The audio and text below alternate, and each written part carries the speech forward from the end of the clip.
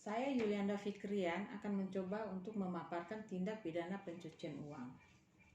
Pencucian uang atau yang biasa disebut dengan money laundry atau pemutihan uang itu adalah merupakan proses uang dari kejahatan atau uang yang tidak halal atau bisa juga disebut uang ilegal menjadi uang yang sah atau yang halal atau menjadi uang yang legal.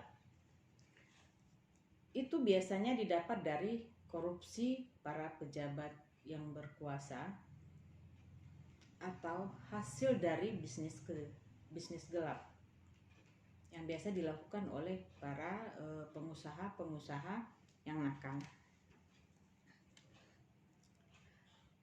Proses pencucian uang itu dapat merusak atau merugikan pasar yang syah atau pasar yang legal.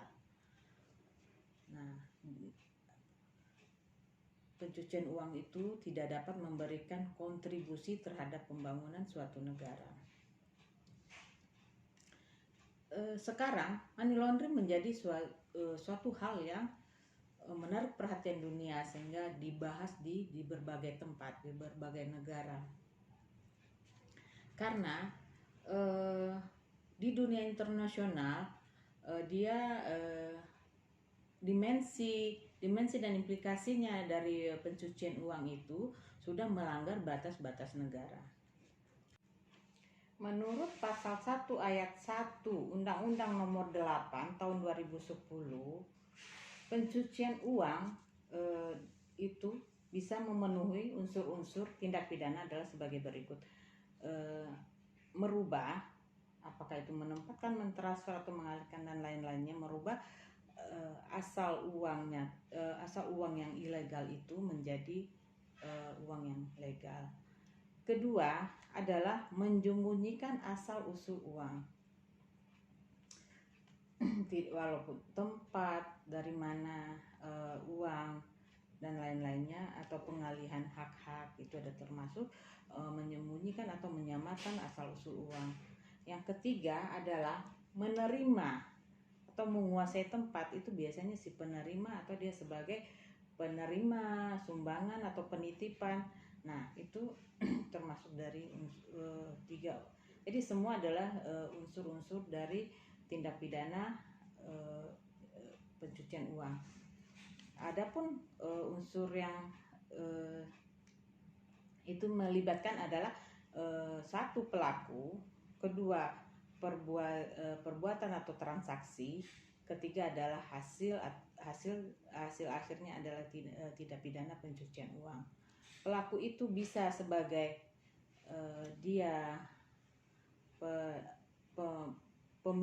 pemilik uang ilegalnya itu sendiri, atau yang memproses, ataupun yang menerima hasil. Untuk perbuatan ada transaksi, proses yang mereka lakukan. Yang ketiga hasil adalah hasil pengauditan, itu merupakan adalah tindak pidana atau suatu kejahatan keuangan. Adapun sanksi pidana tindak pencucian uang adalah yang pertama, setiap orang yang setiap orang yang menempatkan atau mentransfer atau mengalihkan atau yang merubah yang melakukan proses perubahan dari uang yang tidak sah menjadi uang yang sah. Nah, itu diberikan penjara paling lama 20 tahun dengan atau denda paling banyak 10 miliar. Yang kedua, setiap orang yang menyamarkan atau menyembunyikan tindak pidana pencucian uang, maka penjara paling lama 20 tahun dengan denda paling banyak 5 miliar. 5 miliar rupiah. Dan terakhir adalah seorang yang menerima atau menguasai penempatan, pentransfer yang membantu, nah, diberikan penjara paling lama 5 tahun dengan dana paling banyak 1 miliar. Adapun beberapa modus money laundry itu biasanya dibilang loan back atau meminjam dengan meminjam uangnya sendiri, operasi CES yang berarti menghapus jejak, yang menyamarkan seperti itu. Terus transaksi perdagangan internasional atau invest barang, terus penyelundupan uang tunai ke negara lain itu lebih banyak dipakai tapi kan habis itu akuisisi, yaitu memiliki perusahaan secara gelap di luar negeri nanti dengan pembelian sahamnya. Habis itu real estate carousel yang berarti itu menjual properti berkali-kali, berjual ke properti ke perusahaan yang sama. Investasi tertentu biasanya dibuatkan investasi terhadap barang-barang antik. Terus over invoice atau double invoice itu mendirikan perasaan bayangan di mana nanti memasukkan saham-saham. Terus perdagangan saham, apakah itu di luar negeri atau di dalam negeri. Deposit taking itu mendirikan perusahaan keuangan sendiri.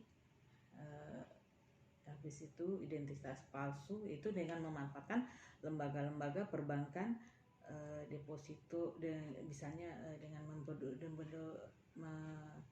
mendepositokan uang dengan nama palsu.